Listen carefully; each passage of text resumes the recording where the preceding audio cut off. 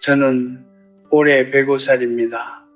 저는 일제강점기를 살았고 전쟁의 포화 속을 걸었으며 가난과 재건의 시대를 온몸으로 버텨왔습니다. 그 긴 세월 동안 저는 수많은 사람들이 태어나고 살아가고 쓰러지는 것을 지켜보았습니다. 그리고 한 가지 사실을 깨달았습니다. 사람은 그냥 늙어서 죽는 것이 아닙니다. 대부분의 사람들은 잘못된 믿음을 끝까지 붙들다가 무너집니다. 오늘 제가 여러분께 드릴 말씀은 의학 강의가 아닙니다. 병원 처방전도 아닙니다. 이것은 제가 105년 동안 눈으로 보고 마음으로 기록한 이야기입니다. 오래 산 사람들과 일찍 떠난 사람들 사이에서 제가 발견한 차이, 그것을 오늘 여러분과 나누려 합니다. 우리 어머니 세대에는 오래된 믿음이 하나 있습니다. 힘이 없으면 고기를 먹어야 한다. 이 말은 틀리지 않습니다. 단백질은 분명 필요합니다. 그러나 문제는 그 다음에 있습니다.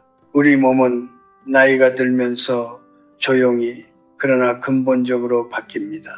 30대의 위장과 70대의 위장은 같은 이름을 가졌지만 전혀 다른 기관입니다.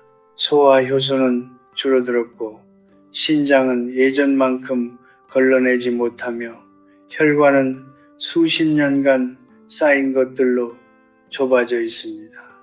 그런데도 우리는 30대에 먹던 방식 그대로 먹습니다. 습관이란 참으로 집요한 것이어서 몸이 바뀐 뒤에도 입맛은 바뀌지 않습니다.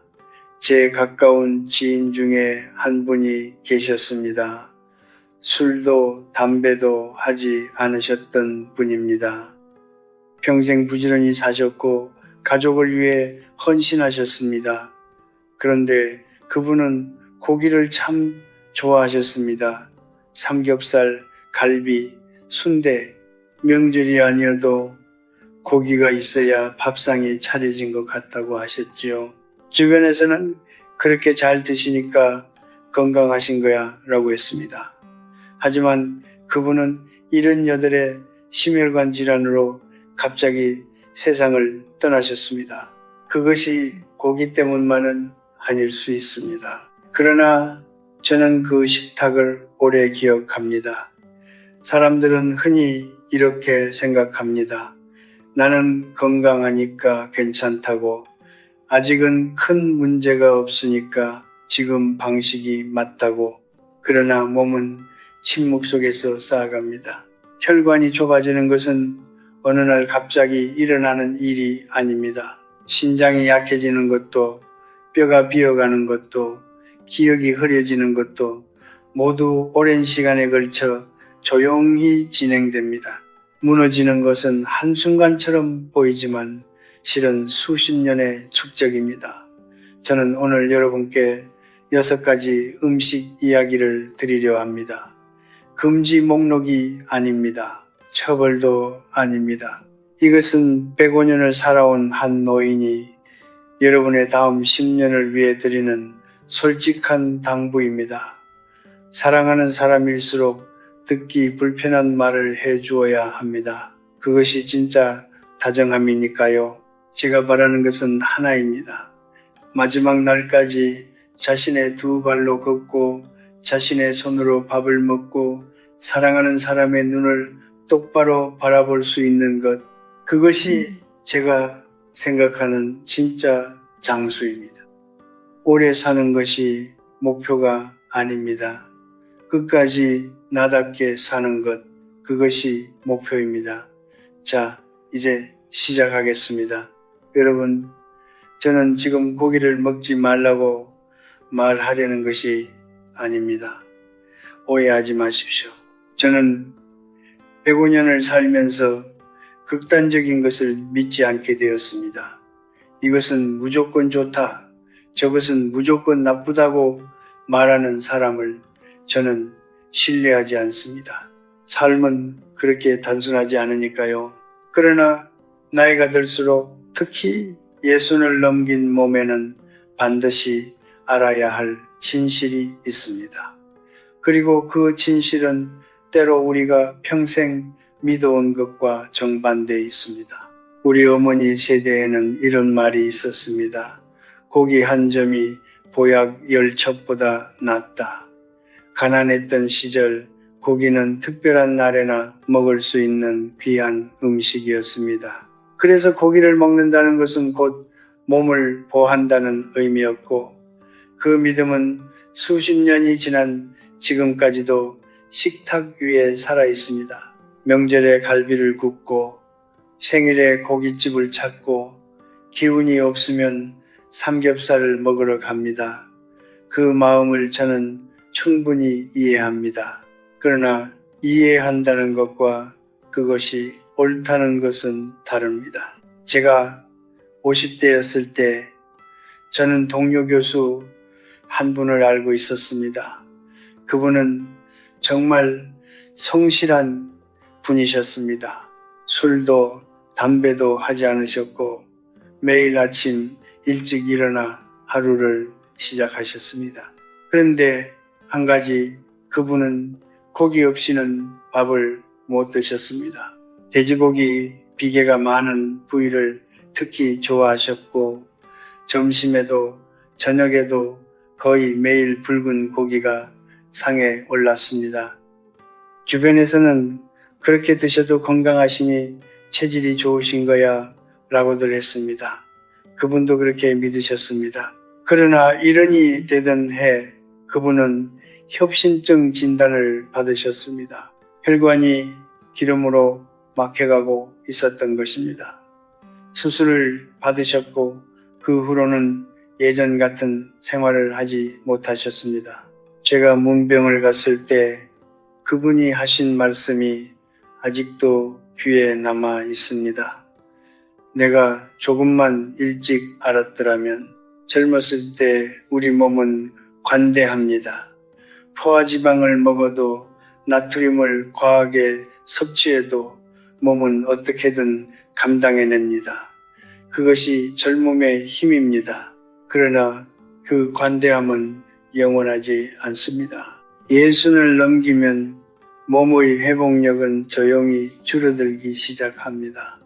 혈관은 수십 년간 쌓인 포화지방으로 점점 좁아지고 그 좁아진 혈관 위에 매일 새로운 고기가 더해집니다. 몸은 신호를 보내지만 우리는 습관이라는 이름으로 그 신호를 무시합니다.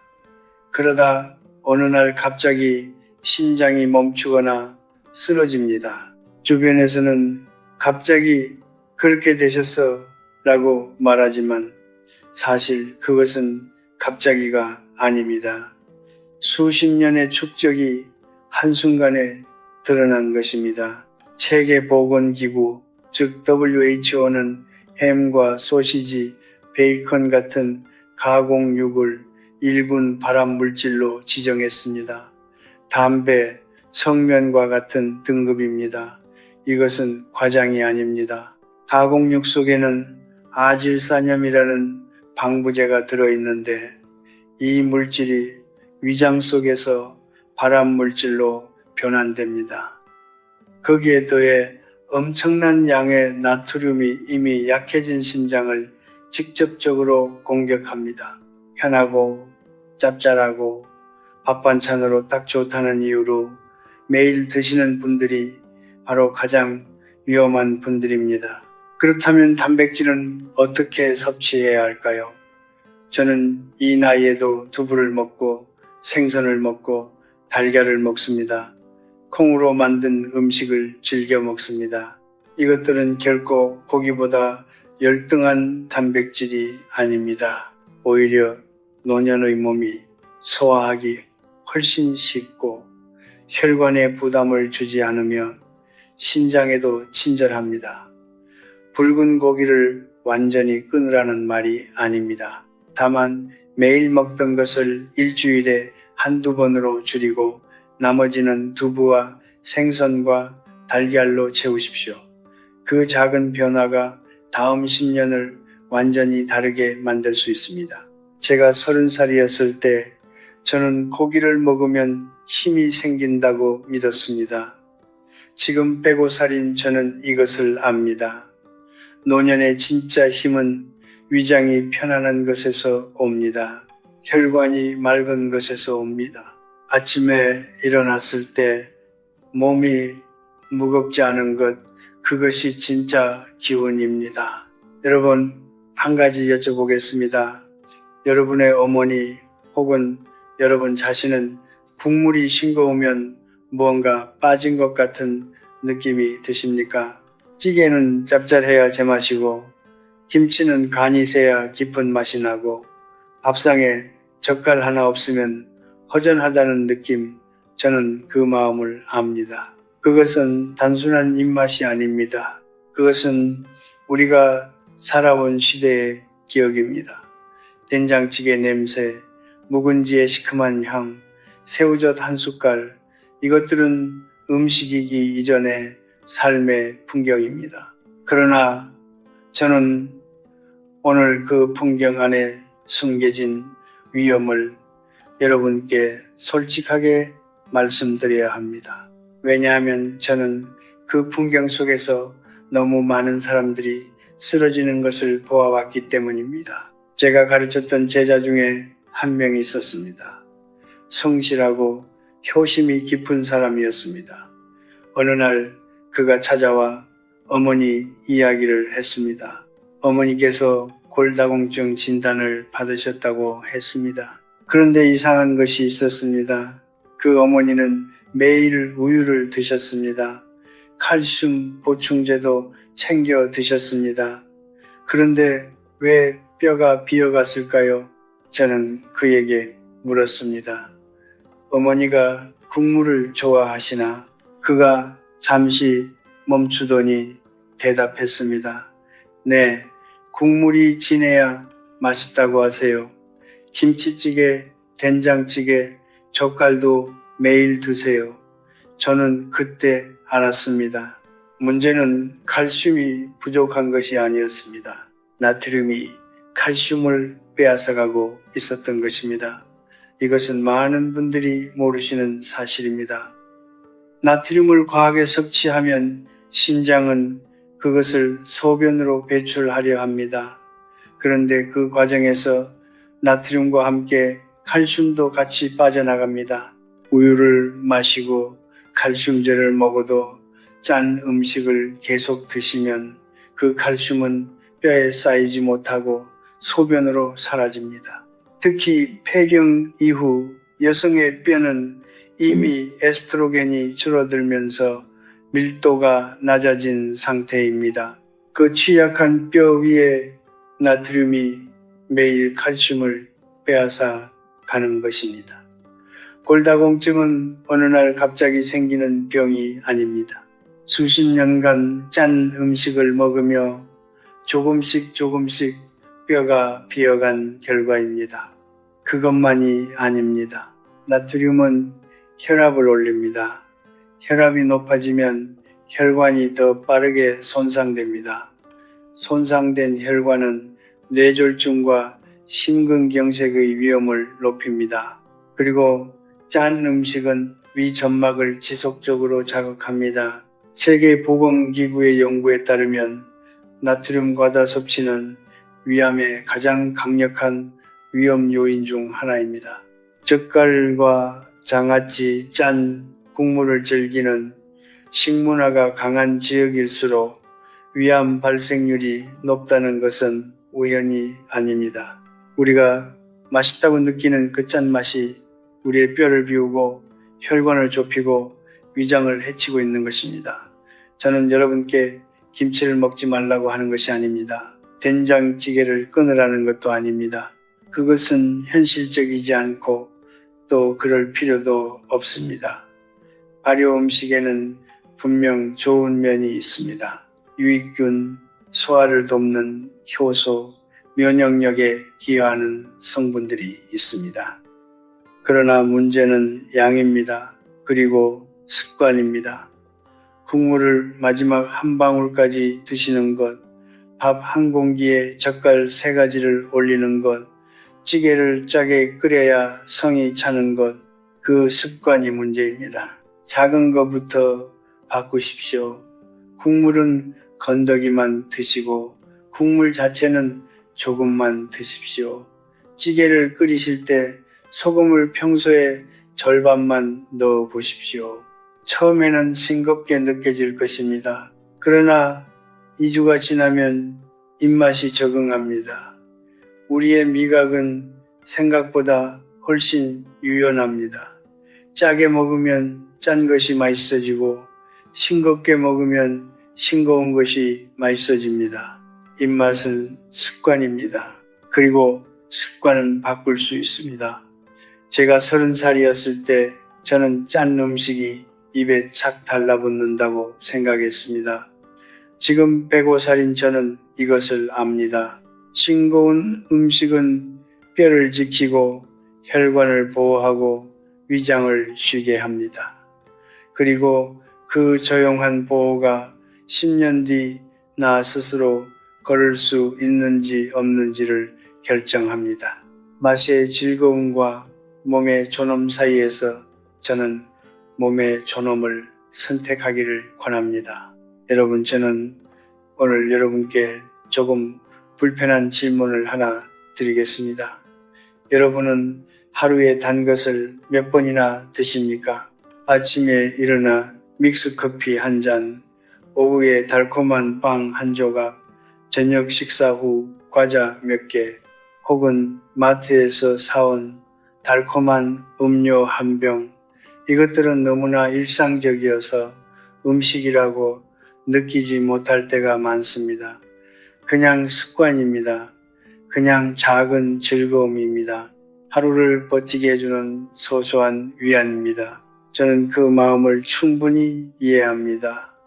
특히 혼자 사시는 어르신들께 하루 한 잔의 믹스커피는 단순한 음료가 아닙니다. 그것은 하루를 시작하는 의식이고 작은 온기이고 때로는 유일한 달콤함입니다. 그러나 저는 오늘 그 달콤함 뒤에 숨어 있는 것을 여러분께 말씀드려야 합니다.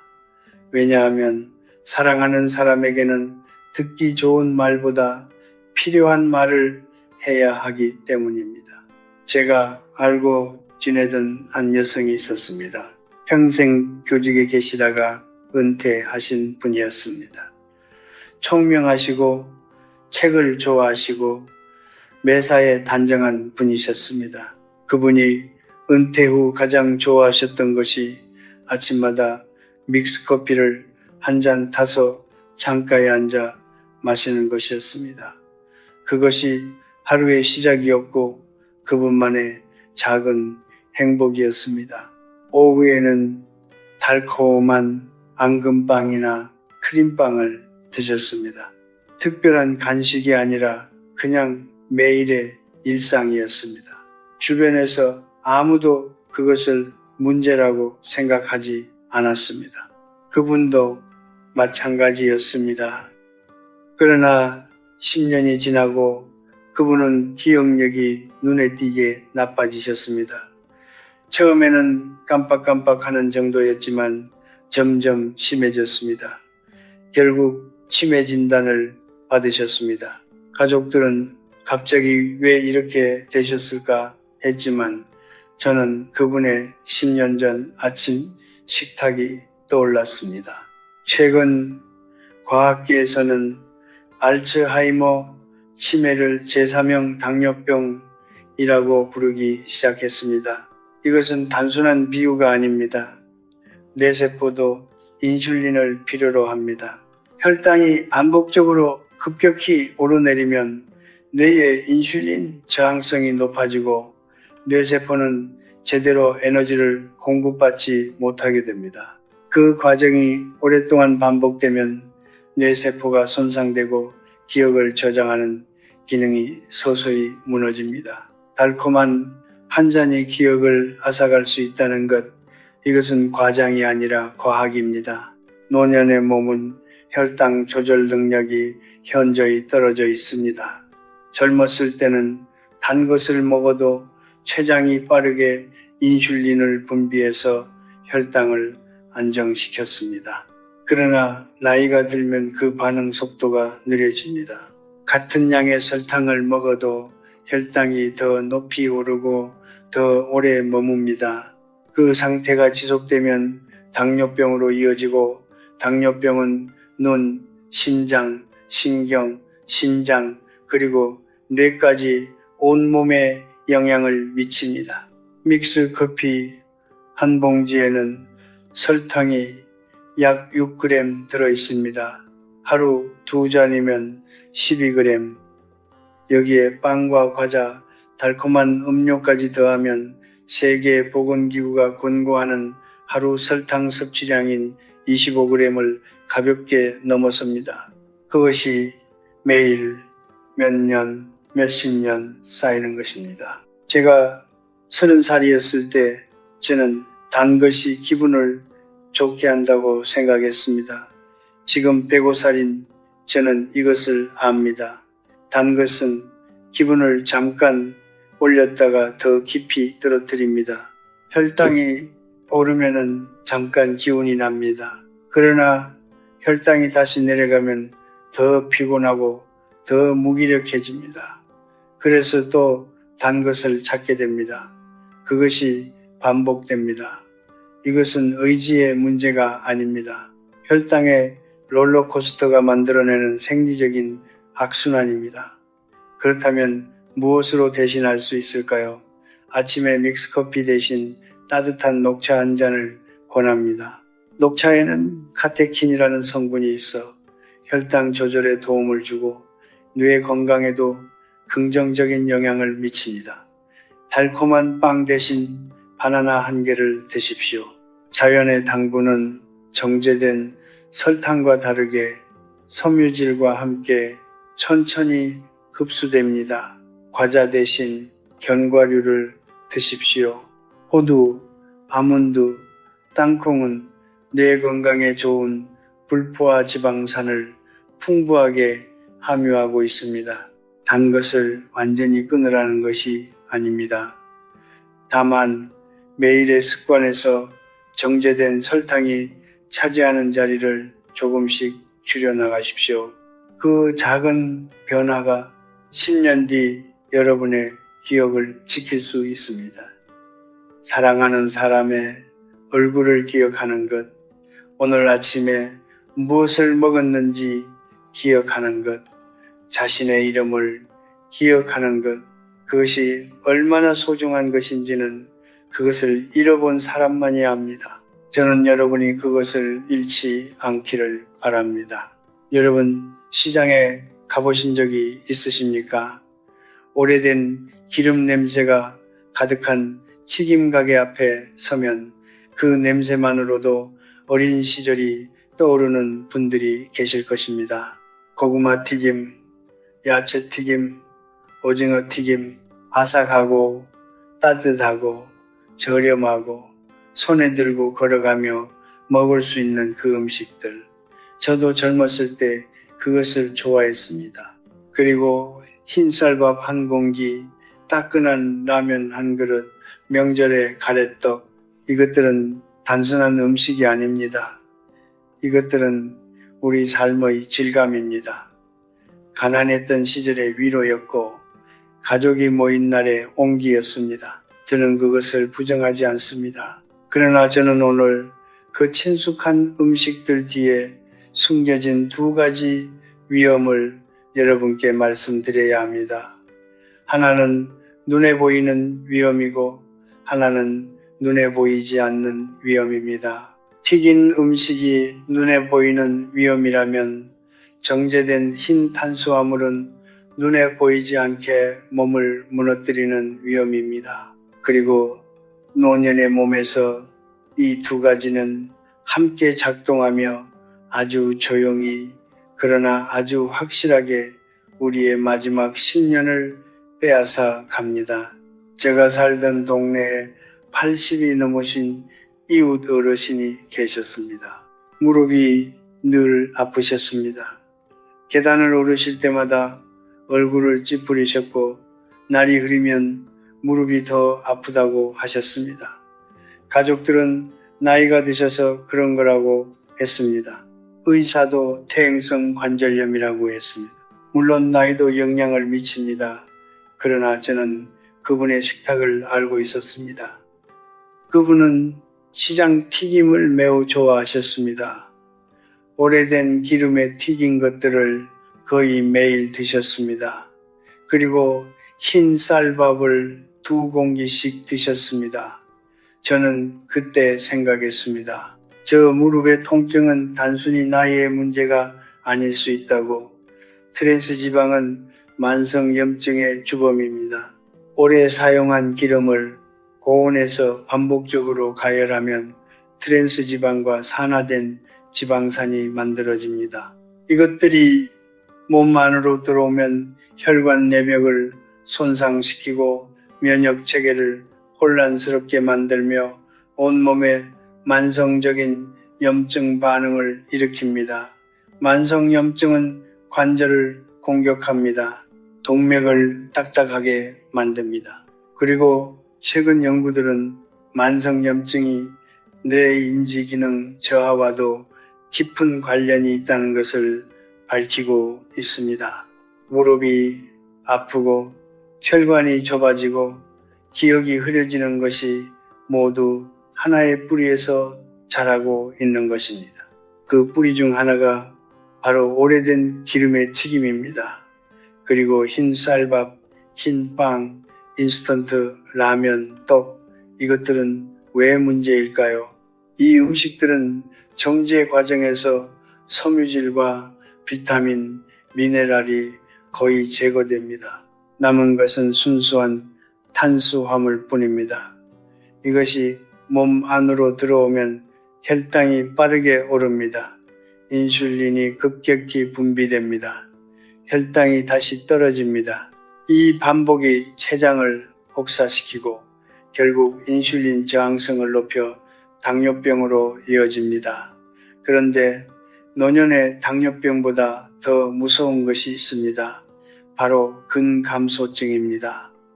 혈당이 불안정하면 근육을 만드는 단백질 합성이 방해를 받습니다. 근육이 줄어들면 몸의 균형이 무너집니다. 균형이 무너지면 넘어집니다. 노년에 한번 크게 넘어지면 그것이 삶의 전환점이 되는 경우가 너무나 많습니다. 병원에 입원하고 혼자 걷지 못하게 되고 결국 다른 사람의 도움 없이는 살 수 없게 됩니다. 그 시작이 매일 먹는 흰 쌀밥 2공기와 라면 1그릇일 수 있다는 것을 우리는 너무 가볍게 생각합니다. 저는 쌀밥을 끊으라고 하는 것이 아닙니다. 라면을 절대 먹지 말라고 하는 것도 아닙니다. 다만 이것 하나만 해보십시오. 지금 드시는 흰 쌀밥의 절반을 현미나 잡곡으로 바꾸십시오. 처음에는 식감이 낯설 것입니다. 거칠고 씹는데 시간이 걸리고 맛이 덜하다고 느껴질 수 있습니다. 그러나 현미와 잡곡에는 흰쌀에는 없는 섬유질이 풍부합니다. 그 섬유질이 혈당이 천천히 오르도록 조절하고 장 건강을 지키고 근육을 만드는 데 필요한 영양소를 공급합니다. 절반만 바꾸는 것입니다. 완전히 바꾸지 않아도 됩니다. 절반만으로도 혈당의 패턴이 달라지고 근육이 덜 줄어들고 넘어질 위험이 낮아집니다. 시장 튀김도 마찬가지입니다. 완전히 끊으라는 것이 아닙니다. 다만 가게에서 오래된 기름에 튀긴 것보다는 집에서 신선한 기름으로 에어프라이어나 팬에 구워 드십시오. 아니면 일주일에 한 번의 즐거움으로 남겨두십시오. 매일의 습관에서 특별한 날의 즐거움으로 자리를 옮기는 것, 그것만으로도 몸에 가해지는 부담은 크게 줄어듭니다. 제가 30살이었을 때 저는 흰 쌀밥이 가장 맛있는 음식이라고 생각했습니다. 튀김은 가장 행복한 간식이라고 생각했습니다. 지금 105살인 저는 이것을 압니다. 내 두 발로 걷는 것이 가장 맛있는 음식보다 소중합니다. 내 손으로 밥을 먹을 수 있는 것이 가장 행복한 간식보다 값집니다. 그 자유를 지키기 위해 오늘 식탁 위에서 작은 선택을 하십시오. 현미 한 숟갈, 튀김 대신 구운 것 하나, 그 작은 선택들이 쌓여서 10년지의 나를 만듭니다. 몸은 거짓말을 하지 않습니다. 우리가 매일 무엇을 넣느냐에 따라 몸은 조용히 그 결과를 준비하고 있습니다. 좋은 것을 넣으면 좋은 결과를 준비하고 나쁜 것을 넣으면 나쁜 결과를 준비합니다. 다만 그 결과가 나타나는데 시간이 걸릴 뿐입니다. 그 시간이 지나고 나서야 후회하지 않도록 지금 이 순간 조금만 더 현명하게 선택하시기 바랍니다. 여러분, 오늘 저는 여러분께 6가지 음식 이야기를 드렸습니다.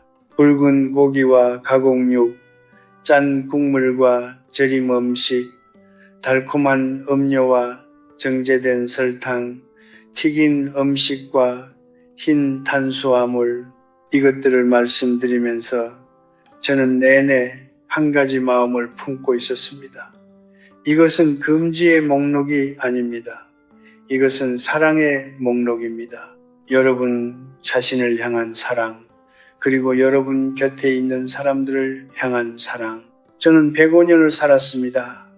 그 긴 세월 동안 저는 수없이 많은 이별을 경험했습니다. 전쟁터에서, 병원에서, 그리고 조용한 집안에서. 사람들이 떠나는 방식은 저마다 달랐지만 제가 가장 가슴 아프게 본 것은 따로 있었습니다. 마지막 몇 년을 스스로 아무것도 할 수 없는 상태로 보내는 것이었습니다. 스스로 숟가락을 들지 못하고, 스스로 화장실을 가지 못하고, 스스로 일어나 창밖을 바라보지 못하는 것.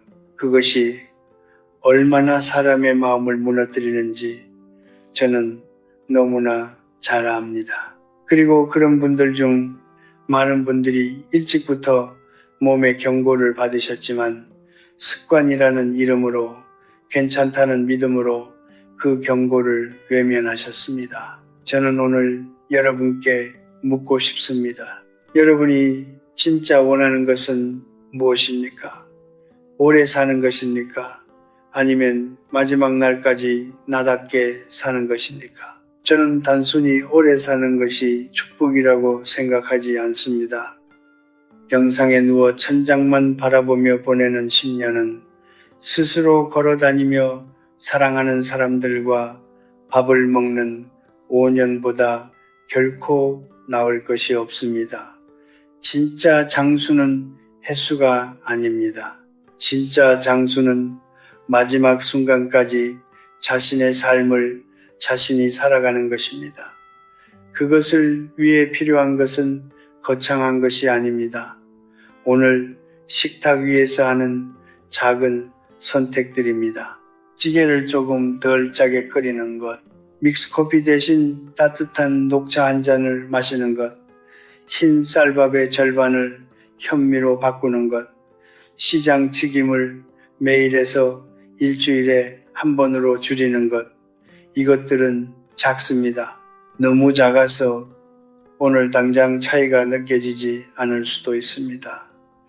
그러나 그 작은 것들이 하루하루 쌓이면 1년이 되고 5년이 되고 10년이 됩니다. 그리고 그 10년이 지났을 때 어떤 사람은 스스로 걸어서 병원에 가고 어떤 사람은 누군가에게 업혀서 병원에 갑니다. 그 차이는 유전자가 만드는 것이 아닙니다. 매일의 식탁이 만드는 것입니다. 저는 제 삶을 돌아볼 때 가장 감사한 것이 하나 있습니다. 이 나이에도 제 두 발로 걸을 수 있다는 것입니다. 이 나이에도 제 손으로 책을 펼칠 수 있다는 것입니다. 이 나이에도 사랑하는 사람들의 얼굴을 알아볼 수 있다는 것입니다. 그것이 저에게는 가장 큰 재산입니다. 돈도 명예도 아닙니다. 스스로 살아갈 수 있는 몸, 그것이 진짜 재산입니다. 그리고 그 재산은 하늘에서 뚝 떨어지는 것이 아닙니다. 매일 식탁 앞에서 조금 더 현명한 선택을 하는 사람에게 세월이 조용히 돌려주는 선물입니다. 동양의 오래된 지혜 중에 이런 말이 있습니다. 약식동은 역식동yen, 약과 음식은 같은 뿌리에서 나온다는 뜻입니다. 우리가 매일 먹는 것이 곧 우리 몸을 치료하기도 하고 병들게 하기도 한다는 것입니다. 저는 105년을 살면서 이 말이 얼마나 진실인지를 몸으로 배웠습니다. 비싼 약보다 화려한 건강식품보다 매일 식탁 위에 무엇을 올리느냐가 훨씬 더 강력합니다. 그것은 지식의 문제가 아닙니다. 습관의 문제입니다. 그리고 습관은 오늘부터 바꿀 수 있습니다. 여러분, 저는 이제 마지막으로 한 가지만 부탁드리겠습니다. 오늘 이 이야기를 들으셨다면 혼자 간직하지 마십시오. 곁에 계신 어머니께, 사랑하는 분께, 함께 밥을 먹는 이웃에게 전해주십시오. 건강에 관한 정보는 나눌수록 힘이 커집니다. 그리고 그 나눔이 누군가의 다음 10년을 바꿀 수 있습니다. 아주 작은 씨앗 하나가 나무가 되듯이 오늘 여러분이 전하는 이 이야기가 누군가의 삶에 뿌리 내릴 수 있습니다. 저는 105년을 살면서 많은 것을 잃었고 많은 것을 배웠습니다. 그리고 이 나이에 제가 가장 확신하는 것은 이것입니다. 삶은 길이가 아니라 밀도입니다. 몇 년을 사느냐가 아니라 그 시간 안에 얼마나 나답게, 얼마나 자유롭게, 얼마나 사랑하며 살았느냐입니다. 그 자유를 지키기 위한 가장 작고도 강력한 방법이 바로 오늘 식탁 위의 선택입니다. 부디 오래 사십시오. 그러나 더 중요한 것은 마지막까지 나답게 사십시오. 내 발로 걷고 내 손으로 먹고 내 눈으로 사랑하는 사람의 얼굴을 바라보며 사십시오. 그것이 제가 105년을 살면서 깨달은 진짜 장수의 의미입니다. 저녁 밥상이 조금 가벼워지기를 바랍니다. 그래야 내일 아침 여러분이 스스로 일어나 문을 열고 햇살 속으로 한 걸음 내디딜 수 있을 테니까요. 그 한 걸음이 여러분의 가장 아름다운 하루의 시작입니다.